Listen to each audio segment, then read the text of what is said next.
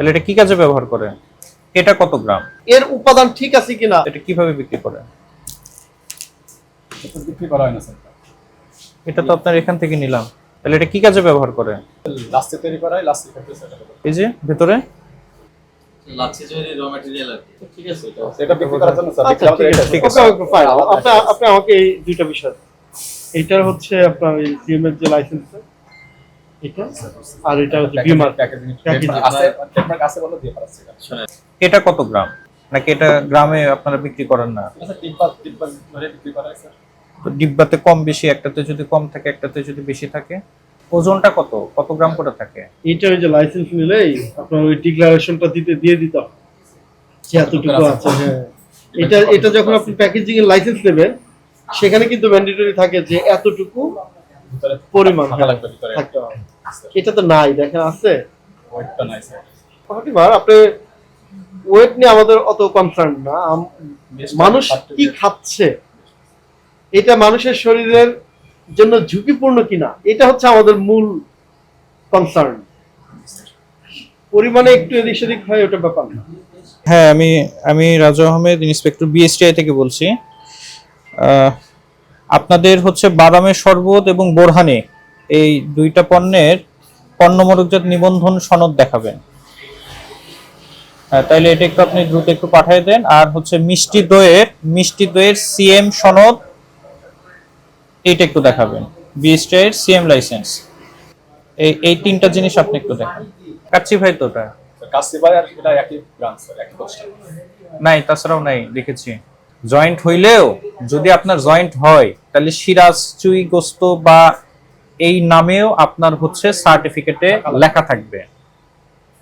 ঠিক আছে, তো আপনার তো নাই, লেখাই তো নাই। এছাড়া তো আপনাদের কোনো ডকুমেন্টস নাই। যিনি পাঠাইছেন মানে ওনার কাছে তো এইগুলা ছাড়া আর কোনো ডকুমেন্টস নাই, আছে?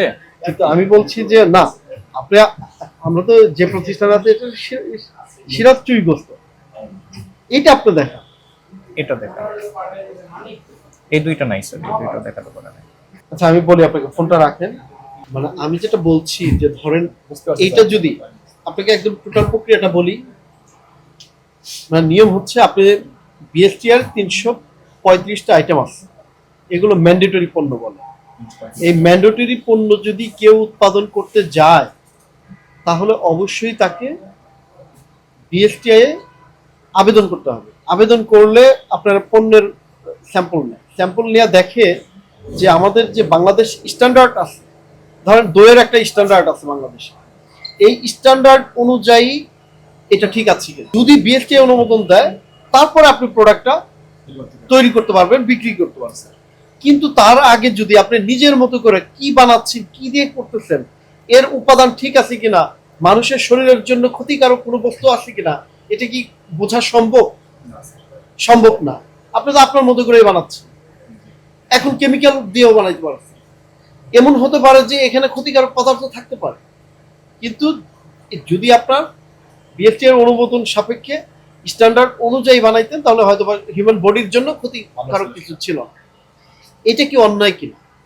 আপনি তো লাইসেন্স দেখাইতে পারেন নাই, স্যারকে দেখানো এটা তো বিএসটিআই ল্যাবে পরীক্ষা হয় নাই কখনো। এটা অন্যায় কিনা? না, আপনি যদি দেখাতে পারেন আমাকে দেখান। আমি বলছি যে এটা ভুল হয়েছে কিনা স্বীকার করছেন। লাইসেন্স দেখো নাই। আমি বলি আপনাকে, আমরা যখন কোশ্চেন করি আপনারা সবসময় হচ্ছে ঘুরিয়ে পেঁচিয়ে কথা বলতে চান। ভাই, একটা সহজ কোশ্চেন, আমি কি রকেট সায়েন্সের কোনো কোশ্চেন করেছি? তাহলে আপনি বলছে মানে যদি আপনি অনুমোদনহীন একটা বিষয় আপনি উৎপাদন করে মানুষের খাওয়াচ্ছেন, সেটা যদি মানে আপনি বলেন যে এটা মানে আমাকে দেখান, আমি দেখাইলে ধন্যবাদ দিয়ে চলে যাব। এই যে আমাদের অফিসার আছে, এই যে আমাদের দুজন অফিসার আছে, যেটা দেখাচ্ছে ওটা হবে না স্যার। না ওটা তো আপনার অন্যটা দেখাইছে। আচ্ছা, আপনি ভুল স্বীকার করছেন। একটা মিনিট স্যার, টাইম দেন স্যার। একটা মিনিট স্যার। আমি একটা কথা বলি, Last time, sir. আপনাকে প্রায় এখানে হ্যাঁ, আসার অনেক পরে সময়, অনেক সময় দিয়েছি। যদি আচ্ছা ঠিক আছে, আপনি টাইম নেন, সমস্যা নাই, তারপরে দেখি দেখাইতে পারেন কিনা দেখেন। এই প্রতিষ্ঠানে আমরা আসার পরে দেখলাম যে আপনার এই পণ্যগুলো আপনি মোরগজাত ব্যবহার করেছেন আপনার নিজের মতো করে, বাট মোরগজাতের নিবন্ধন না নিয়ে আপনি ব্যবহার করছেন। আপনার কি ওই সনদটা আছে? নাই। এটা কি অন্যায় হয়েছে? আচ্ছা, এটা একটা অন্যায়। এবং এইটা হচ্ছে আপনার, আমাদের দেখবেন যে প্রতিষ্ঠানের পণ্য মোড়কজাত নিবন্ধন সনদ গ্রহণ একটা আইন আছে, এটা একটা ধারা। এটা না করলে আপনি এটা যে কেউ ব্যবহার করতে পারেন না। আপনি যেহেতু এটা উৎপাদন করেছেন, এটা নিতেই হবে, কিন্তু আপনি নেন নাই, এটা একটা বিষয়। আর 2 নম্বর যেটা প্রথমে জিজ্ঞেস করেছিলাম, আপনি একটু সময় চেয়ে নিলেন যে এইটা তো আপনার বিএসটি এর ম্যান্ডেটরি পণ্য, বাট ম্যান্ডেটরি পণ্য হওয়া সত্ত্বেও সিরাজ চুই গোস্ত হচ্ছে বাংলাদেশের সবাই চেনে এবং মোটামুটি সবাই খায়।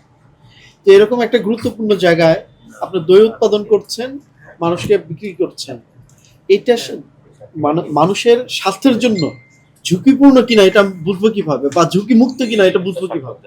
উপায় আছে বোঝার? এটা কি বিএসটি এর ইয়েতে টেস্টেড হয় না? আপনি কি নিবন্ধন নিয়েছেন, সার্টিফিকেট নিয়েছেন? তাও নেন না। এর মানে আমরা ধরে নিতে পারি যে এটা মান পরীক্ষার পরে বলা যাবে, কিন্তু যেহেতু এটা পরীক্ষা করা হয় না, এটার মান আছে কিনা এটা কনফার্ম না। এটা কি ভুল হয়েছে? স্বীকার করছেন? আচ্ছা, ধন্যবাদ। যে আপনার ওজন ও পরিমাপ মানদণ্ড আইন 2018, যেটা আপনার এই যে মোড়কজাত করতে হবে, সে আইনটা আপনাকে একটু পড়ে শোনাই। মোড়কজাতকৃত কোনো পণ্যর অনুকূলে নিবন্ধন সনদ গ্রহণ না করিয়া এবং মোড়কে বাংলা ভাষার পণ্যের পরিচিতি, নিট পরিমাণ বা সংখ্যা, সর্বোচ্চ খুচরা মূল্য, উৎপাদন, মেয়াদ উত্তীর্ণর তারিখ এবং উৎপাদনকারী, মোড়কজাতকারী, বিপণনকারীর নাম ও কারখানার পূর্ণ ঠিকানা সংযোজন না করিয়া মোড়কজাত পণ্য উৎপাদন, মোড়কজাত, বিক্রয়, পরিবেশন, সরবরাহ নিষিদ্ধ। এই ধারাটাই আপনার লঙ্ঘন করেছেন এবং এর জন্য আপনার 41 ধারায় শাস্তির কথা বলা আছে, 1 বছরের কারাদণ্ড এবং 1 লক্ষ টাকা অর্থদণ্ড বা উভয় দণ্ডে দণ্ডিত করা যাবে। শুধু এইটার জন্য আপনাকে আমি 50,000 টাকা অর্থদণ্ড প্রদান করছি, অনাদায়ে 2 মাসের বিনাশ্রম কারাদণ্ড, শুধু এই 2টা পণ্যের জন্য। দই বিক্রি করছেন, এটা তো আপনার, এইটা হচ্ছে Bangladesh standards and testing institute আইন 2018 লঙ্ঘন করায় 31 ধারায়, যেটা আপনি স্বীকার করলেন, সেখানেও অনধিক 1 লক্ষ টাকা পর্যন্ত অর্থদণ্ড, তবে 25,000 টাকার নিচে নয়।